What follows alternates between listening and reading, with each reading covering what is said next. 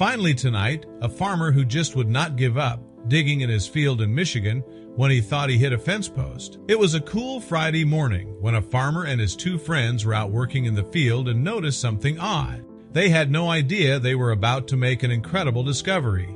Mornings are usually the best time to get tough jobs done. The air feels fresh and you've still got your energy. So on this particular Friday in 2015, James Bristol decided it was time to dig up one of his soy fields. He'd been meaning to do it for a while, and that morning two of his buddies came by to help. Around 7:30 a.m., they met at James' place and headed out to the field together. They joked around on the walk there, already imagining how good it would feel to relax after the work was done. But what they didn't know was that their day was about to take a wild turn. None of them could have guessed that they were about to uncover something so rare it would end up at the University of Michigan. As soon as they got to the field, they got right to work. About 20 minutes in, James hit something solid with his shovel. He paused, then shouted for the others to come over.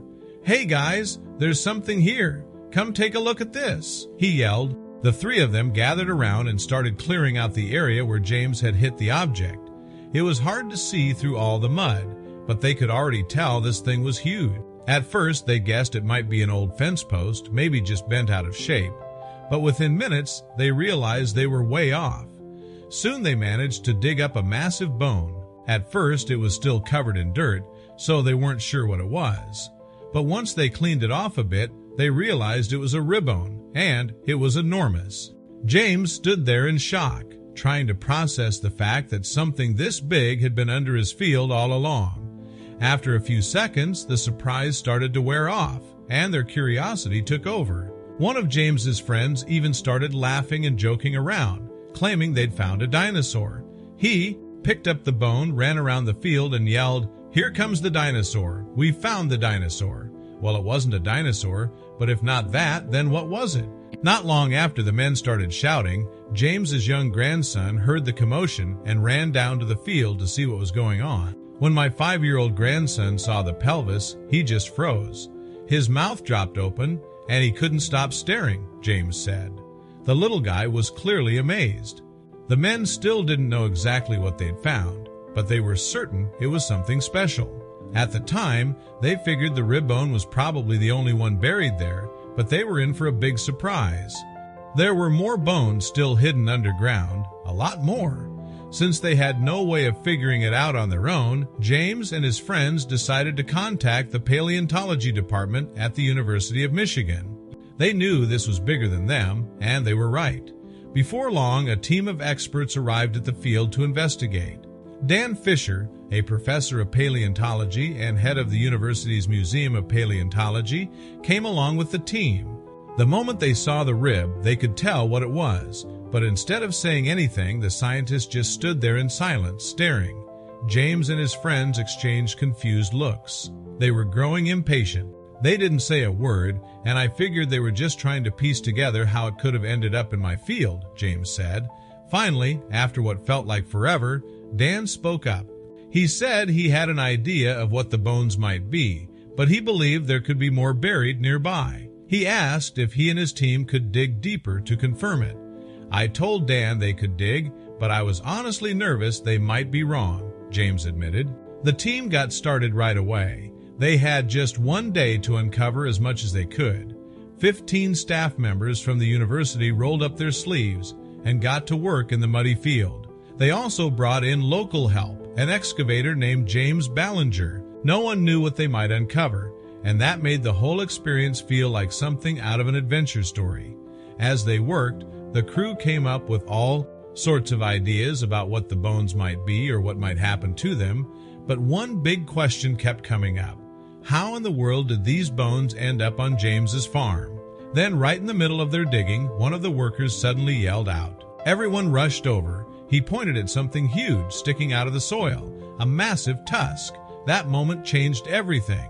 Now they were all sure there were more remains down there. Dan Fisher had been right all along. With new energy, the whole team picked up the pace, James remembered.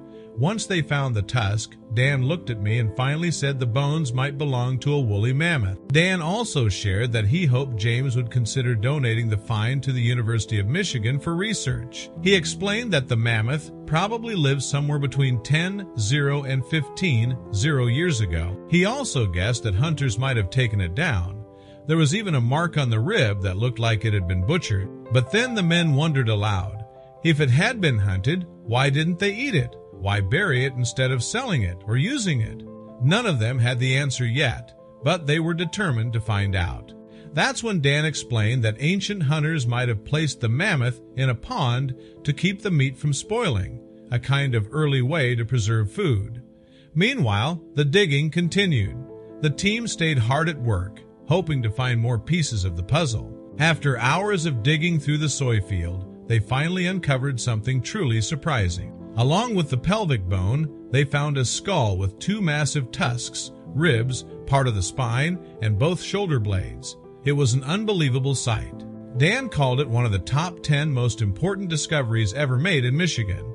Even though the skeleton wasn't fully complete, it was still in remarkable condition. The only major parts missing were the hind legs, feet, and a few smaller bones.